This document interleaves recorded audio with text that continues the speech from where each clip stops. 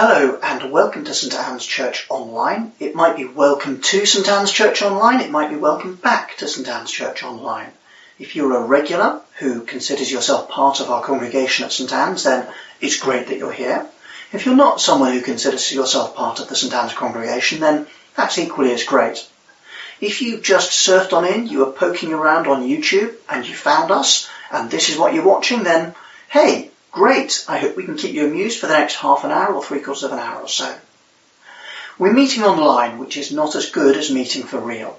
It's not as good as seeing each other in person. It's not as good as physically being with each other.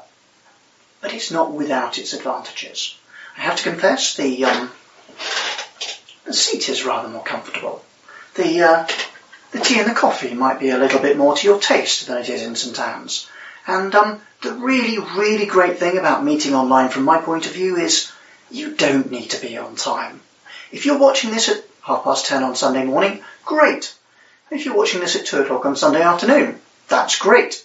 If you're watching this at midnight on Wednesday, that's equally great. This is church which you can be late for and nobody knows. That for me is fantastic. If you have kids and you are on our email list, then you will have been sent links to the kids stuff which is available online. And actually that's a good point to plug the St Anne's resources. There is a link to the St Anne's website in our YouTube channel and the address is coming up now on screen. Go along, have a look at our website. There are a lot of resources there.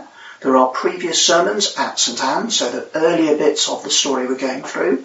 There's stuff for kids. There's stuff for Bible studies. There's a number of things on the St Anne's website which are really worth a look. Last week we worked our way through a chapter of Genesis, the book of Genesis in the Old Testament of the Bible.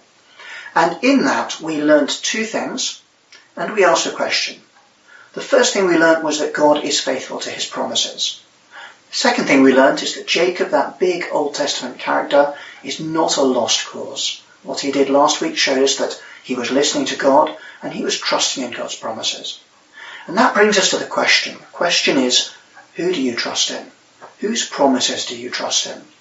And we talked a little bit last week about what people do put their trust in and what is worth putting your trust in.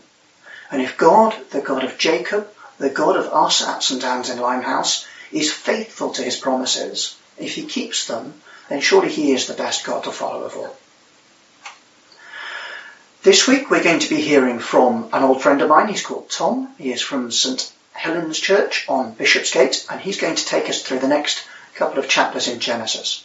But before that we've got some photos. You've very kindly sent us some photos in of you taking part in St Anne's Church Online.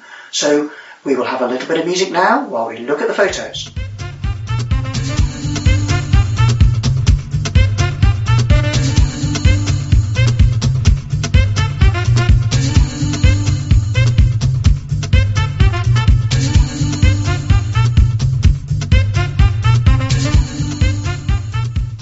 Those are photos of people taking part in St Anne's Church Online. If you want to send a photo in of you or your family looking at a sermon, being part of us on a Sunday or a Tuesday or a Friday, please do so. We'll stick them up next week.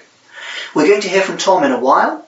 Before then, we're going to sing. So some music and then Tom. Thanks for joining us.